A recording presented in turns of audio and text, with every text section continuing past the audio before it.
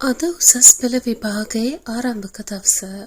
විභාගයට මුහුණ දෙන හැම කෙනාගේම හිතේ අහස උස්සට බලාපොරොත්තු තියෙන්නට ඇති. ඒ විතරක් නෙවෙයි දෙමාපියන්ගේ හිතවල මහමේරු පර්වතයට වඩා උස බලාපොරොත්තු තියෙන්නට ඇති.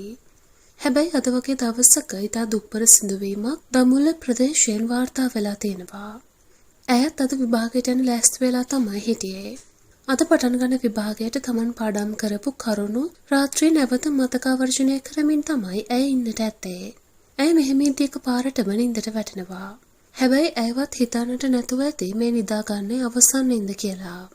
ජීව විද්‍යාව අංශයෙන් පෙනී සිටීමට නියමිතව සිටි ඇය හදිසියෙම ජීවිතක්ෂයට පත් වෙනවා.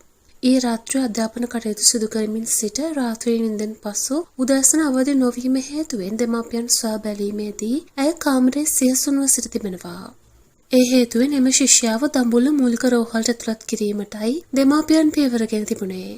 දෙමාපියන් මොනම වෙලාවකවත් හිතුවේ නෑ තමන්ගේ තියෙන්නේ මේ ලෝකෙන් ගිහිල්ලා කියලා. හැබැයි ඇය රෝහලට ඇතුළත් කරන විටත් මිය ගොස් සිට තිබෙනවා.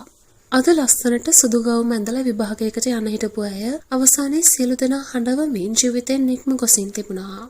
මේකේ සිසුවෙකි මුළු කාමරය පුරාම අධ්‍යාපනික අවශ්‍යතාවයන් සඳහා සැකසූ සටහන් රාශියක් කාමරයේ බිත්තිය පුරා අලවා තිබූ අයුරු දකින්නට ලැබුණා. එමෙන්ම ඇගේ බලාපොරොත්තු දිස්ත්‍රික් පළමු ස්ථානය ගැනීම බවද ඇය තම බිත්තිය සඳහන් කර තිබීම දක්නට ලැබුණේ එය දකින සැමගේ සිත් කම්පාවට පත් කරමින්ය. මේ පිළිබඳව ඔබගේ අදහස් පහතින් කමෙන්ට් කරන්න යන්නත් අමතක කරන්න එපා.